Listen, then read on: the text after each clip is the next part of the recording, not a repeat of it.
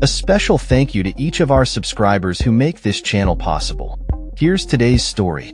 In a narrow and contentious vote early Thursday morning, the Senate approved a plan to cut $1.1 billion from the Corporation for Public Broadcasting, CPB, a move that has sent shockwaves through the public media landscape. The vote, which concluded with a 51-48 outcome, has been framed by some lawmakers as a necessary step to eliminate what they perceive as wasteful spending on public media outlets like PBS and NPR. Senator Eric Schmidt of Missouri voiced strong opposition to public broadcasting, claiming that it has become a megaphone for partisan left-wing activism. This sentiment echoes a broader conservative agenda that has sought to defund public media for decades, arguing that its programming does not align with the political sentiments of the nation.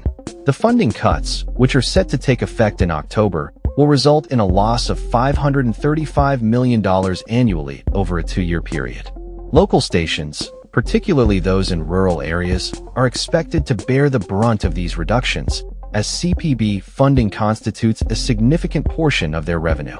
Senator Ruben Gallego, a Democrat from Arizona, expressed grave concerns about the impact on rural stations in his state, emphasizing that many children rely on public television for early childhood education programs like Sesame Street and Daniel Tiger.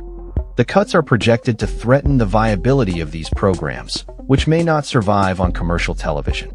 The repercussions of the Senate's decision extend beyond local stations, affecting national broadcasters that rely on CPB funding.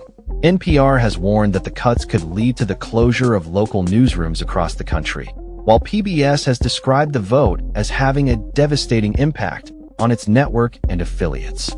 Without PBS and local member stations, Americans will lose unique local programming and emergency services in times of crisis, a PBS spokesperson stated.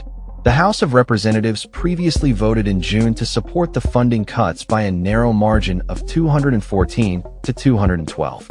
Following the Senate's decision, the bill now moves to the House for final approval, with a vote anticipated on Thursday.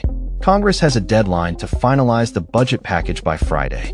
This latest move comes amid a broader $9 billion rescissions package that also targets foreign aid and health programs.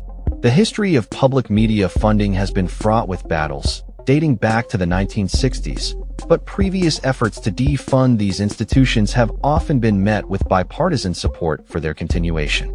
However, the current political climate has shifted, with former President Donald Trump openly threatening to withdraw support from any lawmaker who does not endorse the cuts. Advocates for public media argue that these cuts will disproportionately harm local stations, especially in areas where residents have limited access to alternative media sources. Paula Kerger, president and CEO of PBS, condemned the Senate's decision, stating, "The Senate just approved a rescissions package that goes against the will of the American people, the vast majority of whom trust PBS and believe we provide excellent value to their communities." Kerger highlighted the critical role public media plays in providing access to local programming and emergency alerts, particularly in rural areas. Despite efforts to amend the funding cuts, proposals aimed at preserving support for rural stations and those serving tribal lands were defeated during the debate.